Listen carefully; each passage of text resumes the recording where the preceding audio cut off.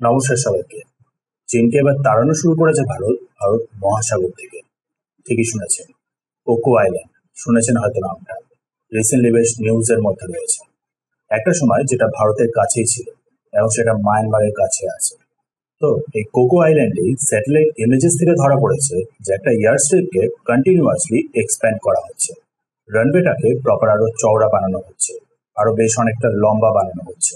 মনে হচ্ছে যেন এখনকার যে বিশাল ট্রান্সপোর্ট এয়ারক্রাফট গুলো হয় সেগুলো ইজিলি ল্যান্ড করে যাবে। সাথে আবার এয়ারক্রাফট রাখার জন্য যে হ্যাঙ্গার গুলো হয় সেই হ্যাঙ্গার গুলোকেও কনস্ট্রাক্ট করা হয়েছে। রেডিও স্টেশনও আবার প্রপারলি ডেভেলপ করা হয়েছে। আর এই সবকিছুই এত দ্রুত গতিতে শুরু হয়েছে 2021-এর পর থেকে, মায়ানমারের সরকার বদলের পর থেকেই। এখন দেখুন, সবাই জানে চীন আর মায়ানমারের বর্তমান ক্লোজ রিলেশনটা। সো অবভিয়াসলি এখানে চাইনিজ প্রেজেন্সের ব্যাপারটা সবাই স্পেকুলেট করছে। সবাই মনে করছে যে চীন এখানে একটা সিগনিফিকেন্ট প্রেজেন্স তৈরি করে ফেলেছে স্পাইং এর জন্য, মিলিটারি অপারেশনস এর জন্য। সবাই এটা স্পেকুলেট করছে। আর এই কারণেই ভারতের তরফ থেকে মায়ানমারকে ডাইরেক্টলি জিজ্ঞেস করা হয় যে এই আইল্যান্ডগুলোতে চাইনিজ প্রেজেন্স আছে কি না।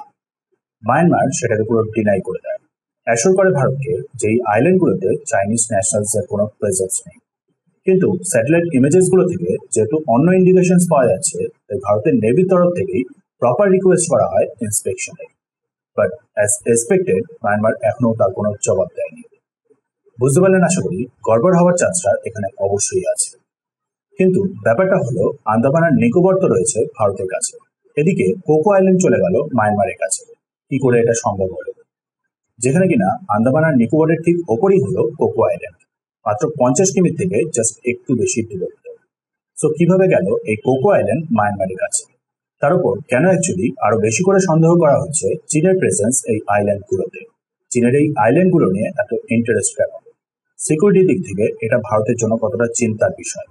সাথে ভারত কি কি স্টেপস নিচ্ছে এই আইল্যান্ড গুলোতে পসিবল চীনের প্রেজেন্সকে কাউন্টার করার জন্য, তা সবকিছুই জানতে পারবেন আজ এই ভিডিওটাতে। তাই চলুন শুরু করা যাক। সবার প্রথমে স্ট্র্যাটেজিক দিকটায় আসছি, তারপরে আবার আসবো হিস্ট্রির দিকটায়। ম্যাপে যদি দেখেন, এই হলো আমাদের ভারত। এখানে এই আন্দামান আর নিকোবর। আন্দামানের ঠিক ওপরেই হলো এখানে এই কোকো আইল্যান্ড। যেমনটা আপনি দেখতেই পাচ্ছেন, কোকো আইল্যান্ড, আন্দামান আর নিকোবর এই সবকটাই হলো মালাক্কা স্ট্রেটের খুবই কাছে। যে স্ট্রেটটার মাধ্যমে পুরো এই গোটা ওয়ার্ল্ডের 25 থেকে 30% মতো ট্রেড হয়, আর 80% মতো ট্রেড হয় অয়েলের। এই মালাক্কা স্ট্রেটের সামনেই হলো ভারতের আন্দামান আর নিকোবর।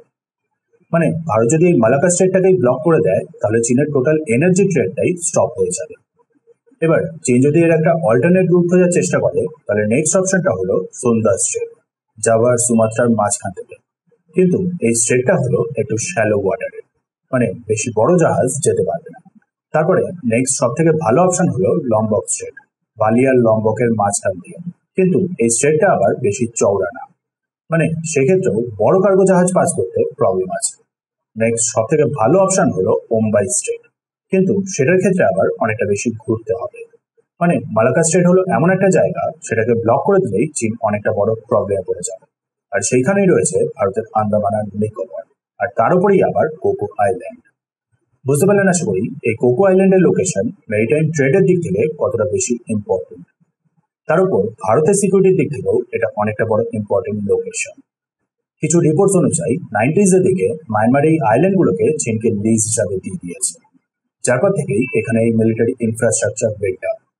বিশেষ করে 2021-এ মায়ানমারের সরকার বদলের পর থেকে তো আরো দ্রুত গতিতে এগোচ্ছে।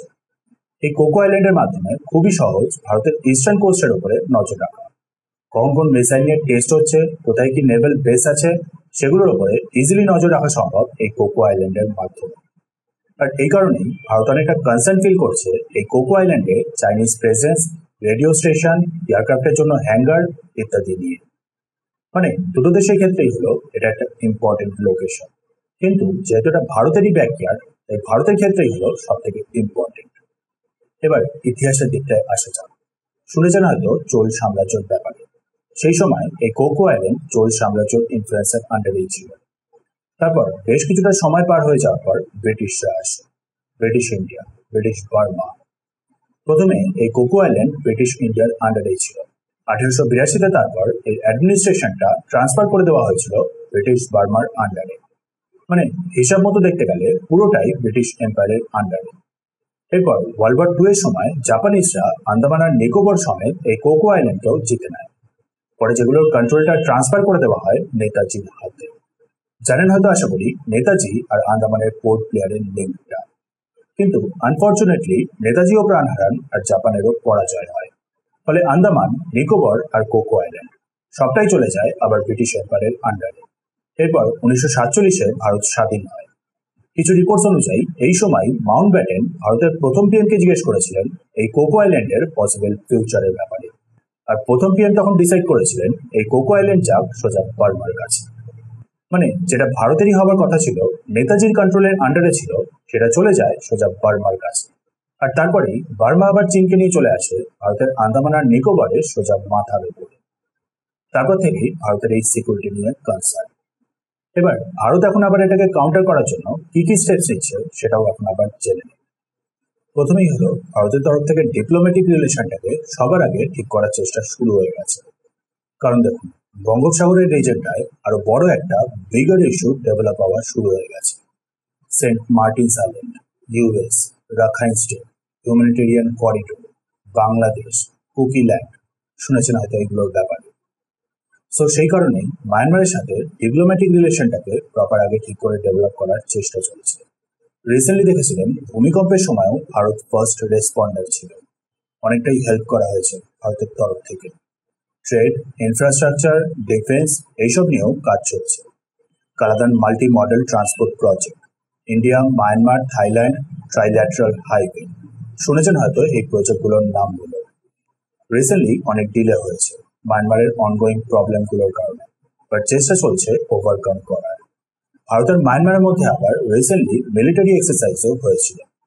মানে বুঝতেই পারছেন ধীরে ধীরে ভারত এবার ইনফ্লুয়েন্স বাড়ানো শুরু করে দিয়েছে। এবার দেখুন, চীন যেমনটা জানেন ডেট ট্র্যাপে ফাঁসানোর চেষ্টা করে, ভারত সেখানে একসাথে নিয়ে গ্রো করতে চায়।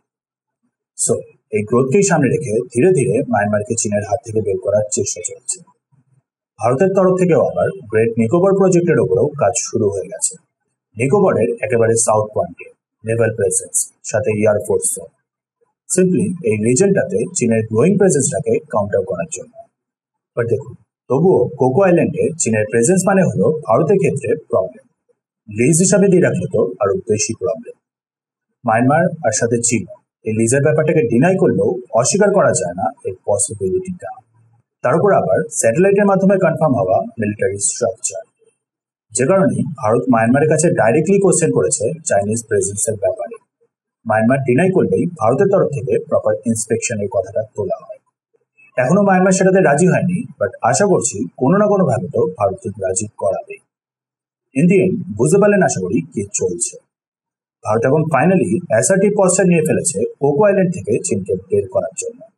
সিকিউরিটির দিক থেকে ভারত আর কোনোভাবে কম্প্রোমাইজ করবে না।